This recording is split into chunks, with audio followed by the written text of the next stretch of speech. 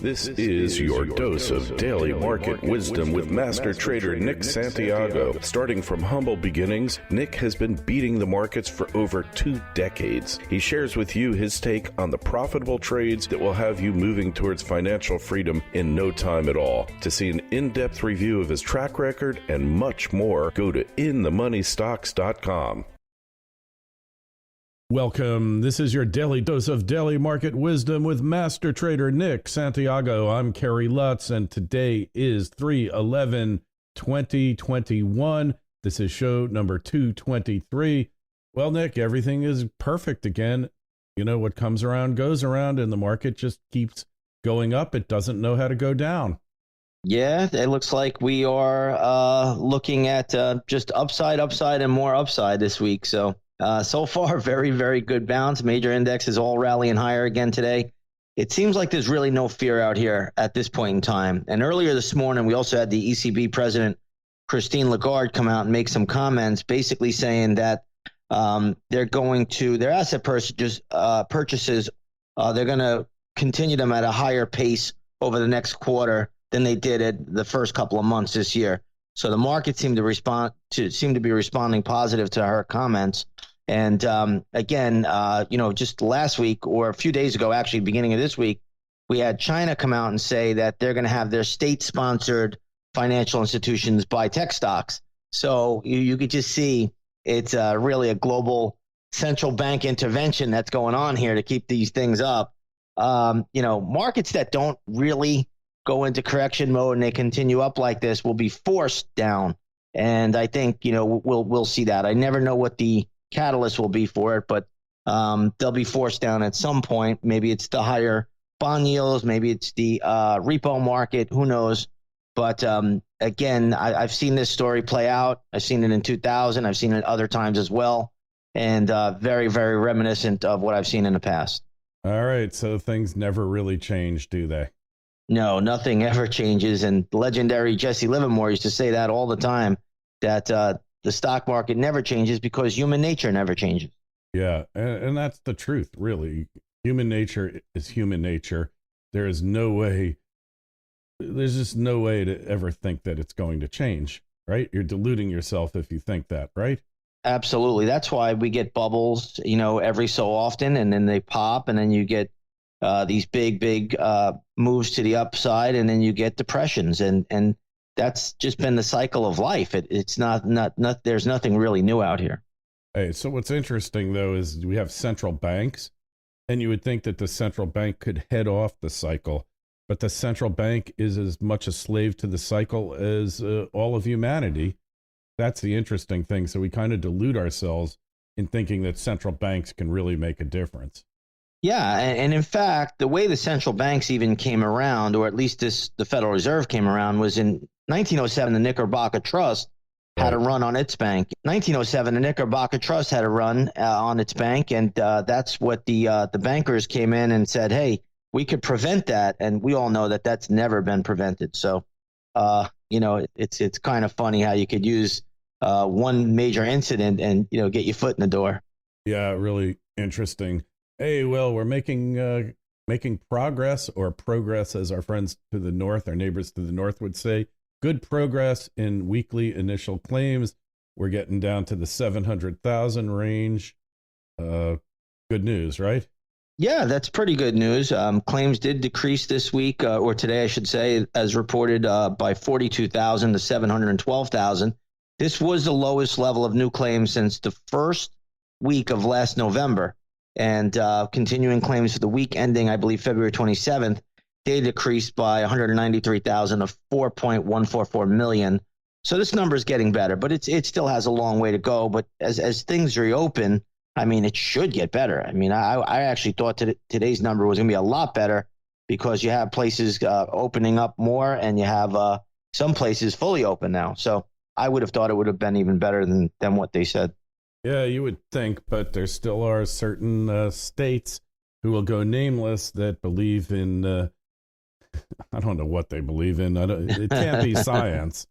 It can't be science, right? I don't know if it's science or if it's science/agenda. I have no idea, but you got to get the country moving. I've never seen anything quite like this, but we are where we are, and this is what we're looking at. So, we'll see how it plays out, and hopefully, everybody could get back to work. Yeah, it's about time. I mean, really, the pandemic it's run its course, arguably.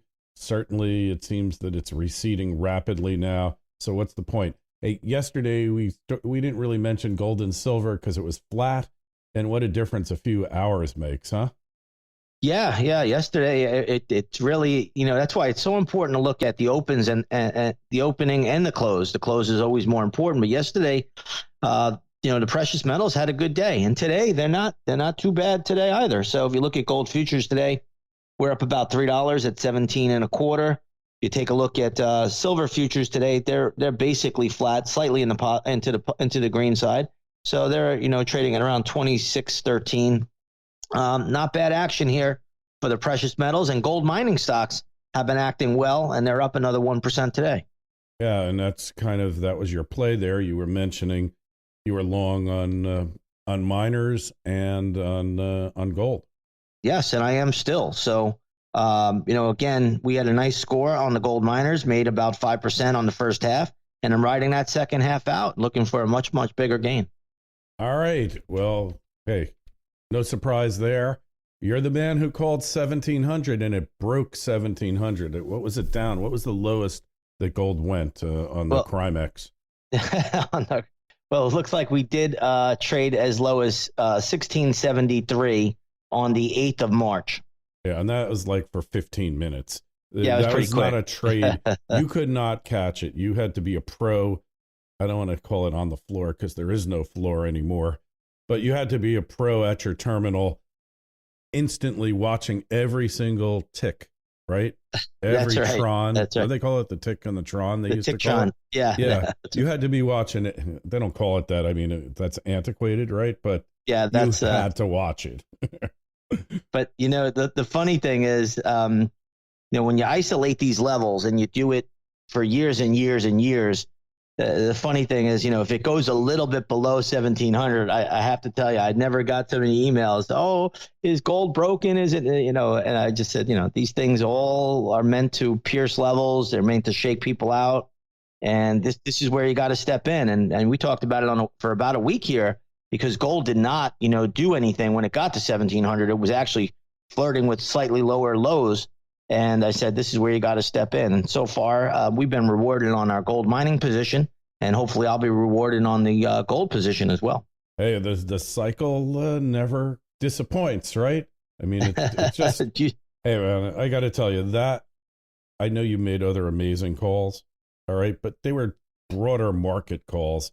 This is on one commodity, and you totally nailed it. And this was months ago that you said this. I think 3-4 months at least, maybe as long ago as 6 months. You nailed this one, and here we are. I think you said it back when it started coming off its highs in August 7th. It hit its highs. Within a couple of weeks of that, you were making this call.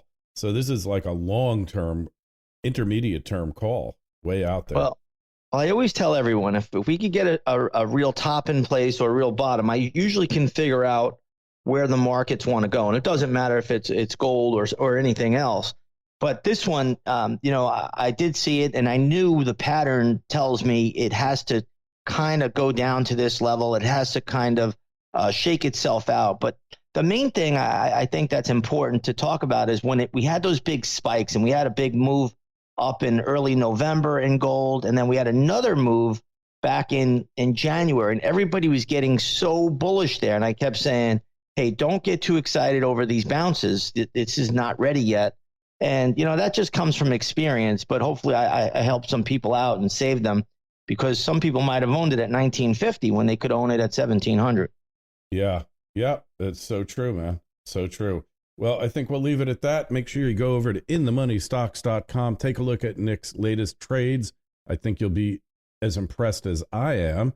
And, of course, the Twitter feeds at ITMS, at Nick Santiago01, at Kerry Lutz, email kl@kerrylutz.com.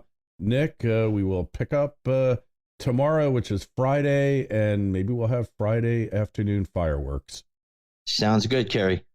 And so concludes another episode of Daily Market Wisdom with Master Trader Nick Santiago. Be sure to go to his website, inthemoneystocks.com. Don't forget the Twitter feeds @ITMS and @NickSantiago01.